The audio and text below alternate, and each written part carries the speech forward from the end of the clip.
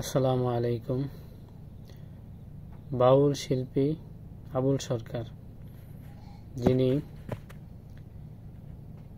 আল্লাহ তাআলার কথার কোনো আগামাথা পায় না, ঠিক আছে, তার কাছে আল্লাহ তাআলার কথার কোনো আগামাথা নাই।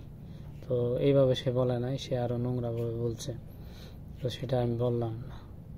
তো আমি তাকে বলতে চাই, যদি আল্লাহ তাআলার কথার আগামাথা যদি পাইতে চাও, আল্লাহ তাআলার আগামাথা, কথার আগামাথা আমরা বাংলাদেশে তৌহিদি জনতা বুঝাই দিব, কিন্তু তার আগে শর্ত হইতেছে যে তোমার আগামাথা আছে কিনা সেটার প্রমাণ দিতে হবে।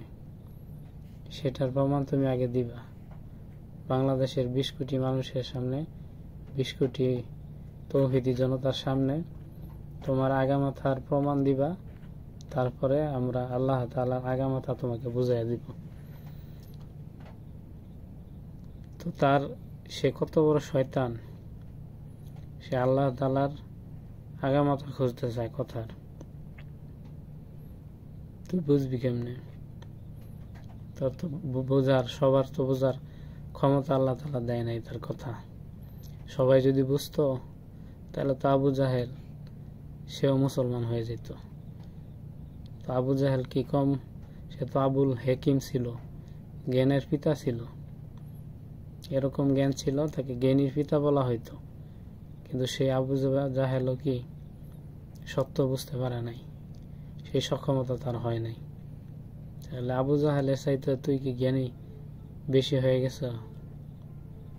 আবুল সরকার, তো আবুল সরকারের আর কিছু না, সে হলো একটা ধান্দাবাজ, বাটপার।